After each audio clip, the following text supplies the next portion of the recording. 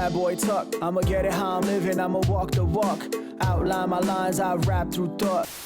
What's going on, people? Welcome back to Football Therapy with me, your host, Jan. I hope you're doing well. I really do hope that football's a funny old game, isn't it? Welcome to your complete breakdown of Luton 2, Chelsea 3. We saw so much in this football match. Chelsea's potential to play well and do good things off the ball. Pressing, combinational play. Oh my god, clinical finishing. But you know what? Towards the end, we saw the biggest problem of all, naivety and lack of game management. Perhaps self-belief at time as well. First and foremost, I have to say, big respect to Chelsea's opposition today in Luton Town. Look, they gave Man City a hard time there, Liverpool, Arsenal, and now, I know, mid-table, but Chelsea as well.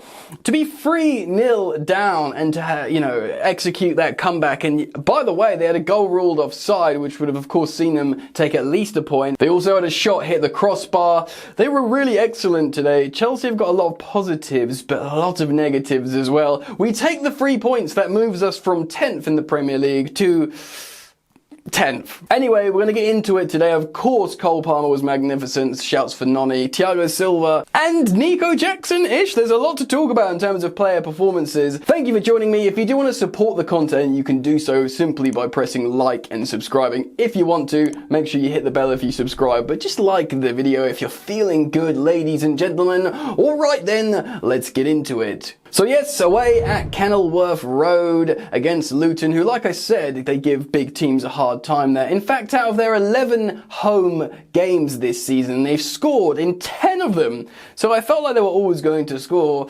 I'd preferred had they not scored 2 and perhaps nearly scored 3 or 4. Let's look at the lineup and some match data, courtesy of who scored. As you can see, Luton went for their 3-4-3 formation. Ross Barkley in that midfield role, of course, scoring as well.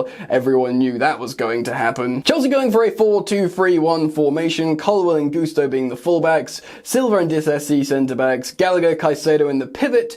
Interestingly, Jackson on the left wing. We had Palmer in the number 10, Madueke in the right, Breyer started up top, and we had substitute appearances from Fernandez, Nkunku, and Alfie Gilchrist. Now, interestingly, Luton had more shots than us. Rather worryingly as well, they had the majority of possession, just with 51%. They also dominated us in corners. They had 7, we only had 2. Those stats make for very interesting reading indeed. Now look, in the first half, I think we played pretty darn well. Of course, we were enjoying a Cole Palmer goal and a Noni Madueke goal. The Cole Palmer finish was excellent. It was like throwing a dart, but it probably wasn't as good as Noni Madueke's goal, which was rifled into the roof of the net and technically assisted by Cole Palmer. And in the first half, we probably could have had more goals, but going into halftime, I was feeling pretty good. And as always, I did my halftime Instagram live show. You're welcome to follow me on Instagram at FootballYannick if you want to become a part of that. It gives me a chance to talk to you guys about how the game's going. And we all had a lot to talk about.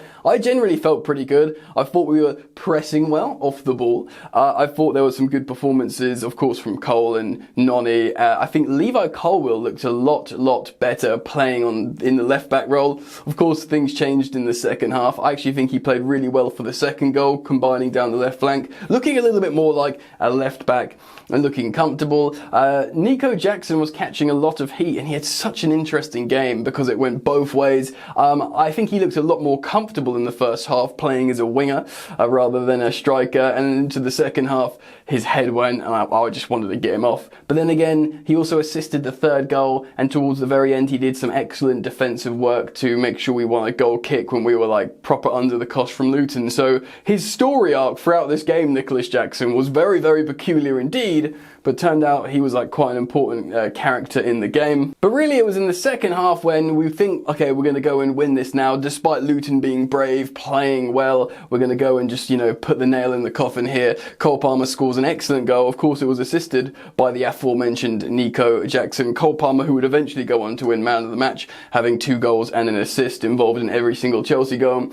Yeah, he dribbles through the team. Well, he keeps the ball under his feet, and the ball's very close and underneath him, which makes a lot of strikers, someone like Nico Jackson, screw up. But his composure to watch the defenders, to pick his moment exactly when to shoot, was nothing but superb. It was super composed from the young man. Chelsea are 3-0 up, and you think, right, let's go and get fourth here. Maybe we'll concede, but this is going to be an easy win. And of course, the commentator is saying things like, Arsenal, City, Liverpool all struggled here. So if we, come away with a 3-1, 4-1 win, great stuff, great stuff. They do score a goal, it's narrowly ruled offside, they hit the bar and then they get their goal, and of course it's that man, Ross Barkley. It's a great header. He's been playing really well this season for Luton Town, Ross Barkley. Slightly more deeper as like a playmaker role, but it actually gives him more chance to get forward and play better. He's apparently explained that's how he used to play when he first came through at Everton. Why didn't we play him like that? We probably would have got a lot more out of him rather than trying to play him in these inside number 10s or advanced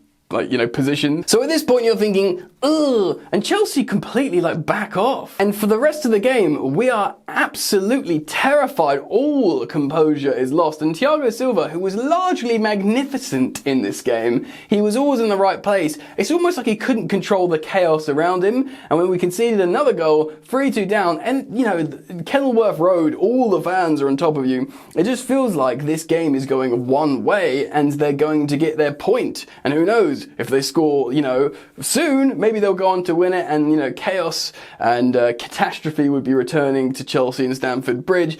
Chelsea do see it out. Of course, we see substitute appearances. Breuer comes off. We'll talk about player performances in just a moment, because that's a really, really big talking point for this game.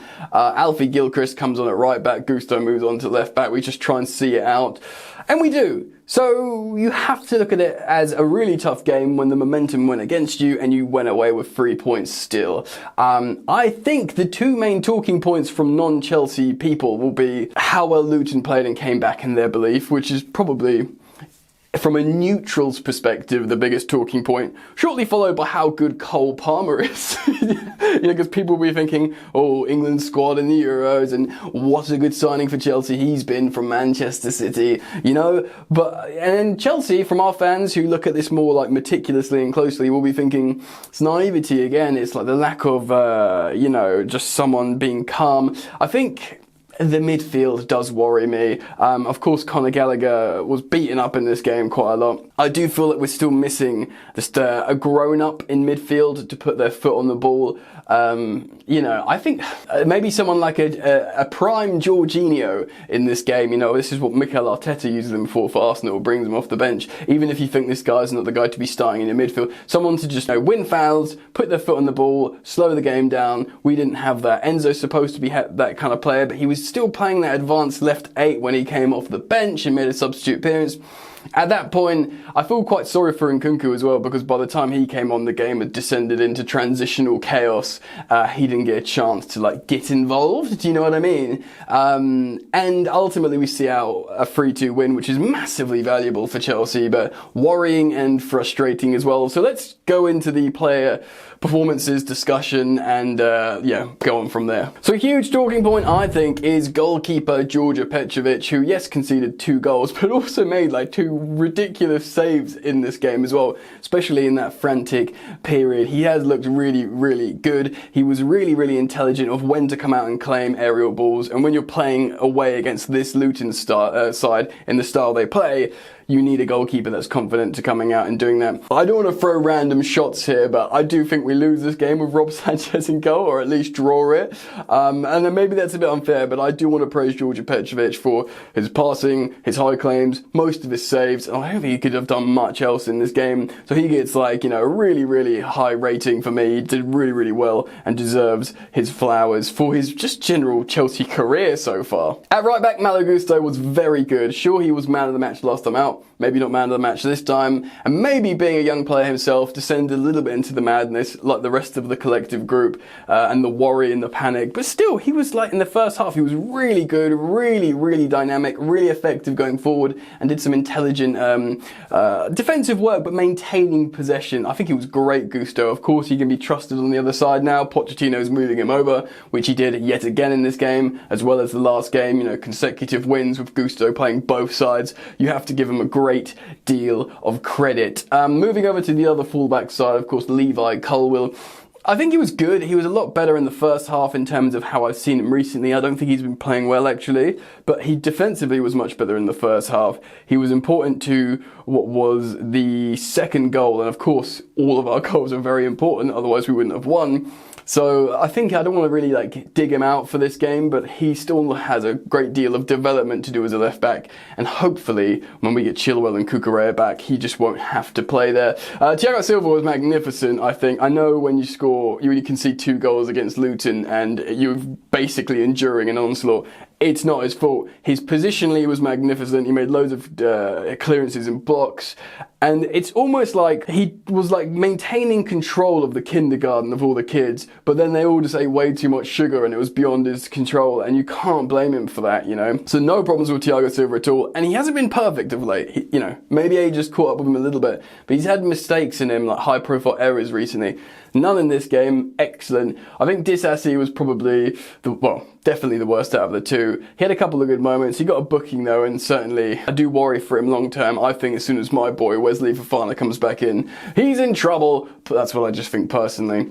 So that's the back line. Conor Gallagher, I think maybe the game, he got beat up bad. The crowd was on top of him. They were constantly giving him, grief, certainly in the first half. And although he chases and harries and that works well in certain games, I think towards the end, you probably needed more. A Romeo Lavia would have been more helpful, essentially, because, Conor Gallagher is really good in the final third with all the high turnovers and the pressing from the front. But when you're really digging in, he's good, but I feel like we needed sort of more functional midfielders positionally rather than a roamer. Unless you got N'Golo Kante roaming in there, putting out fires. I think systemically maybe we needed a different profile. But yeah, he got beat up.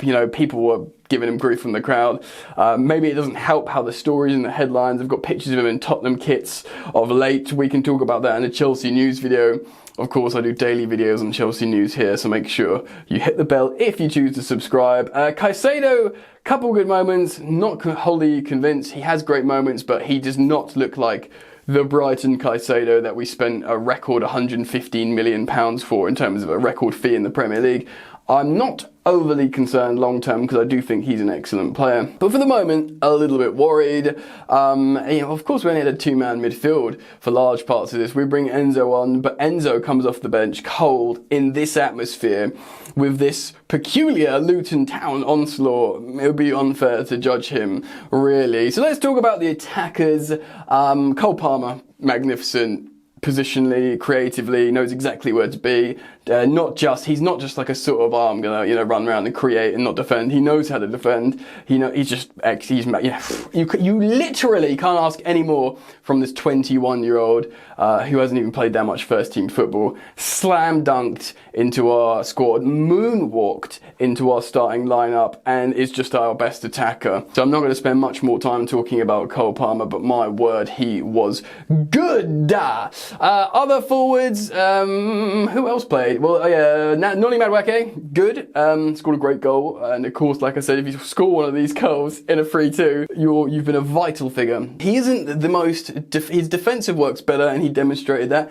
But I can kind of see why he's not there yet. But he's surely effective. Pochettino, got a reaction out of him. People were criticising Pochettino for not starting him. But his words afterwards was like, yeah, show me. And he showed him, and he's brought him back in, and he scored again. So I know people like to hate on Pochettino at the moment, but maybe he's actually handled it perfectly. I still see massive room for development in Noni in terms of whole play, but he scored a great goal. It was in terms of the finish, it was the pick of the bunch. I do like Cole Palmer's third goal, probably was my favourite, looking at the whole goal. But in terms of the finish, that, rifling it in the roof of the net, and just having the confidence to lash a goal like that, we're so severely lacking. So yeah, ultimately good, but make sure you comment your thoughts on these players as I go along, because I'll always be very interested to learn what you think. It's all very well me telling you what I think, and but really we want to start the conversation down in the comment section below. On the left hand side, like I said earlier, the Nico Jackson's character arc in this game was peculiar. He looked way more comfortable and less panicky on the wing than he does up front. He's not been a striker for that long, matter of maybe a year now. He's played as a centre forward, so going back to his native winger position, he looked more calm. People were giving him heat on my Instagram halftime show, but then I think he was good. But then at the beginning of the second half, he kept whinging. I think the atmosphere got on top of him again, maybe a little bit like Gallagher, and then all our defenders towards the end. He was throwing his arm at the referee. My mind is blown how he didn't get another booking for dissent here, because he was turning into a brat. I was sitting watching the game tense, going, get him off, just get him off. We've got other players to come on for him, get Sterling, Mudryk on, just get him off. But then, like I said earlier, he assists what would be the winning goal, and he does some really good defending right at the end when we're getting battered. So it's good he stayed on. Again, just room for improvement. These elements to his game just growing up a bit. Go away to AFCON, have this experience in a tournament, maybe score a couple of goals, come back, grow up a bit more, and then be a good player for Chelsea. Maybe not a starter for Chelsea once we have our full squad developed and built, but be a good player for Chelsea. And then Breuer, has to be said, didn't have a good game. I do have sympathy for him. It looked like he was going to come off injured. It looked like he had a bad injury. I think the whole Chelsea fan base were worried for him there. But yeah, he didn't have a good game at all. Not for the lack of trying. I think it's just finding a way to get himself involved, or Chelsea finding a way to get him involved more. He's certainly very talented. We've heard all sorts of people around football say how good this guy is. We've seen that interview of Raheem Sterling saying this guy's the truth. Wait till you see Armando Breuer. He picked him out of the Chelsea squad to say this is the one. I do think he needs a loan. I think probably out of him and Jackson should be our second striker, and we should buy a new first choice. That's what I personally think. I don't think we should sell him. I think we should give him a Premier League loan, but not to like a Southampton where he played in a 2, like counter-attacking football or whatever. I feel like we need to send him somewhere where they're going to keep the ball and he plays as a central number 9 by himself, and to start every game and see if he can make the season in terms of fitness. Or send him to Italy or France, should he be happy to go and have that experience. I think that'd be really great for Breuer. Who knows, Pochettino seems to like him as well. And then, like I said earlier, Nkunku and Enzo didn't really get a chance. I like how Pochettino turned to Alfie Gilchrist towards the end to see out the game. He does trust him, and maybe he's going to trust him more and more. Maybe we see him in the FA Cup and beyond. Who knows? That'd be really, really interesting indeed. And yeah, there we go. So look, we take 3 points away from Kenilworth Road, 6 points from Luton this season. Yes, going into the campaign, you would have expected that, but boy, oh boy, it wasn't that easy. And like I said, good teams have struggled there, including ourselves. Positives to be taken, clinical finishing, but it's the weaknesses have been reiterated, and that is this sort of naivety and a massive need for collective growth as a team. But generally, I'll look back and be happy. I knew they were going to score. They always score at home. Turns out they scored 2 and nearly scored 3, but we held out. So let me know what you think. Comment down below about everything I've spoken about. I can't wait to read your responses here. Thank you for continuing to support the content. And yes, daily videos, of course. So I hope to see you back here tomorrow. Peace!